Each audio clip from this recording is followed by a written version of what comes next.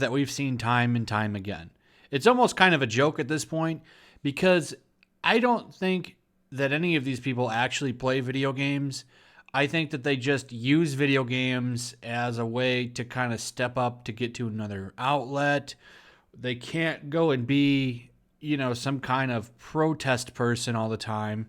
They have to somehow to make money. I don't know how these kind of outlets make money because who honestly, other than YouTubers, are reading this garbage? That's something that I've always wanted to know. Who's reading this for pleasure? I don't think many people, because this is pure trash through and through. Just look at the title. Underwater video games ignore the perilous state of our collapsing oceans. In games, the ocean is often beautiful, sometimes terrifying, but rarely threatened by environmental catastrophe as our own is. I mean, the title says it alone. It's meant to be dramatic. And it's something that they miss, right? No one's playing these games for those reasons. In fact, they even kind of word that themselves later on. They say, these games only capture wonder and surprise and suspense. It's like, well, what do you think people play video games for? They don't play video games for some lecture. No one wants to sit at the table and get an educational briefing on what's going on with the ocean. That's not what people play games for.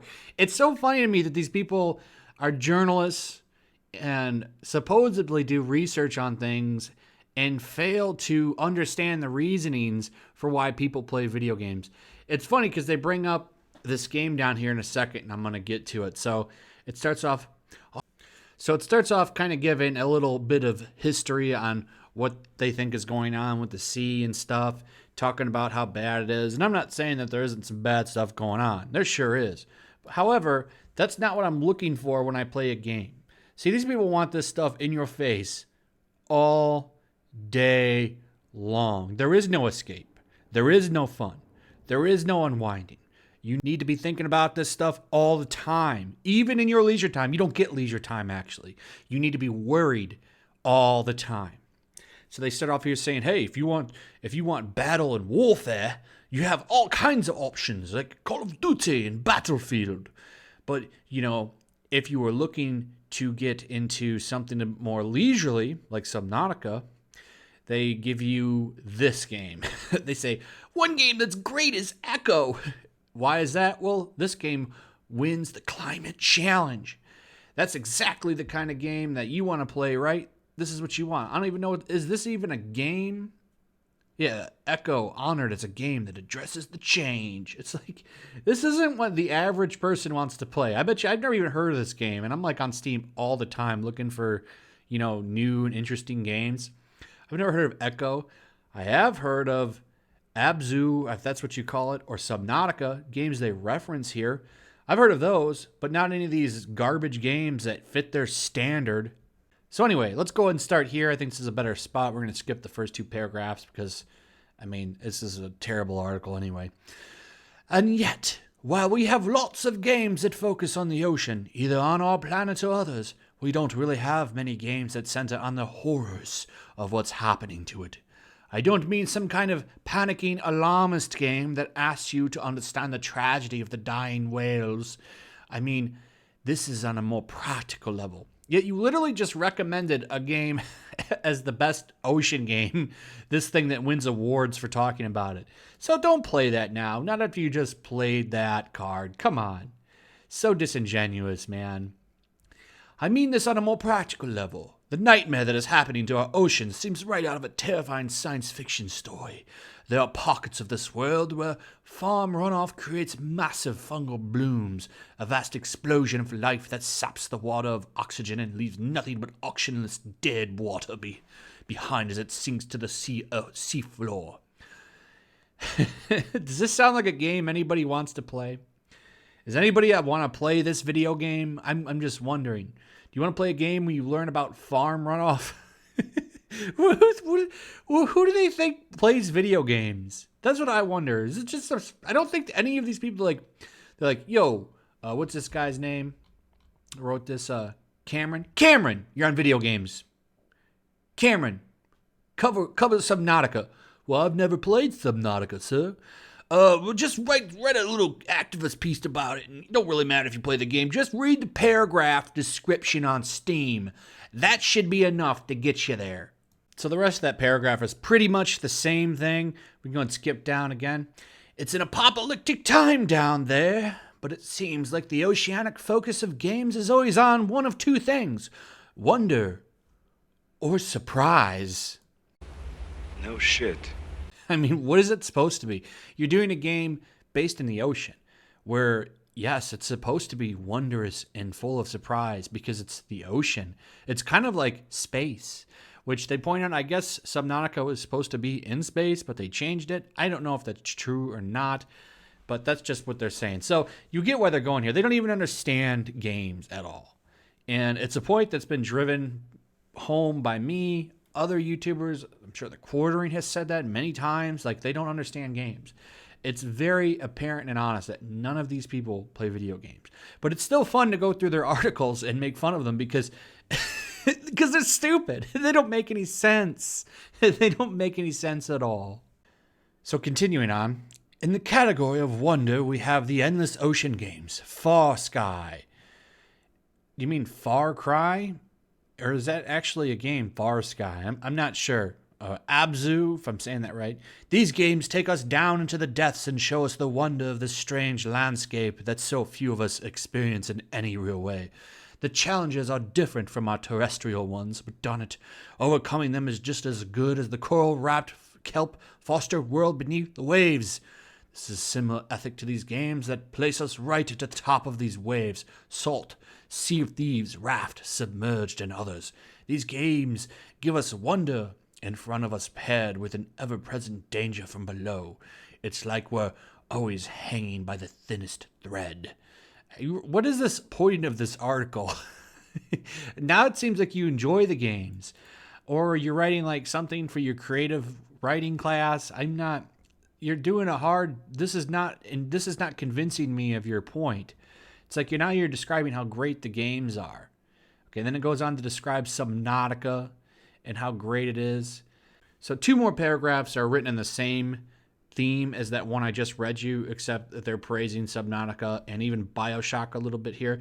First 2 BioShock games do take place underwater, so I guess they do count. So we go on and it says, it seems like all these games leave a lot on the table by focusing on this dual nature of oceans. In their pursuit of James Cameron's sublime awe and terror, they miss those realistic features that I mentioned above.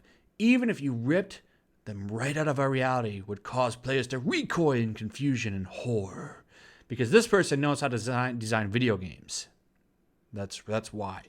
So what he's saying here, or she, I don't know if Cameron, I looked the person up, there's no description. So they say, basically all the stuff about the change and the climate needs to be implanted in these games and make it a horror game and maybe get you to go to like City Hall or something.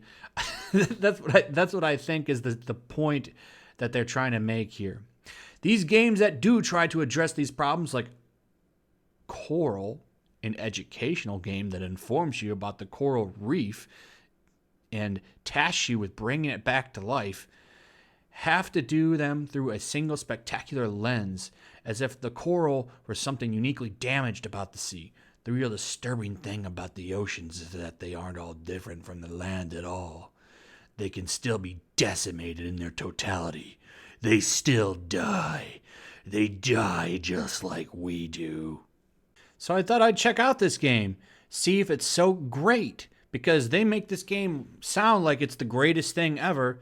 May 16th, 2019 is when it came out. The reviews are mostly positive. Not bad, right? But when you go and look at them, there's only 25. They're all recommended. They all give it a good rating. We've got this guy, though, says, I did not enjoy 6 minutes I spent playing, which was long enough to make through one chapter. I guess this is aimed at children, and since I am an adult, I was not the target audience. So boring, and the graphics gameplay are just repeated over and over. Now, there are some good ones here, like this one says, relaxing educational game with full controller support. It has increased my awareness of the state of the planet's coral reefs. The scenery and sounds are pleasant and enjoyable. If that's what you're into, That's fine.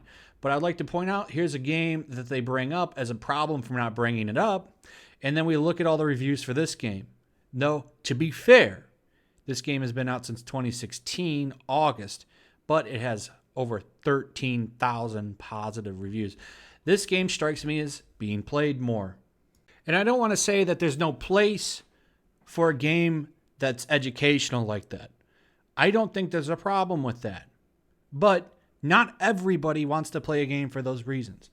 If you looked at that game and it strikes your fancy and you want to play it, that's great. But that doesn't mean that a game like Subnautica needs to include all of those things. That's not what people are looking for when they want to play a game like Subnautica. And that's something that gets lost on these people.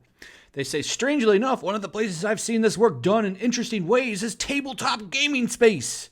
It's like, okay, well, what does that have to do with video games? I don't understand these people. I don't think they understand us, and they don't understand gamers. It's just a divide. Because in a way, these places that write these articles become chambers of echoing like any other place. And they only let people in that think the same way.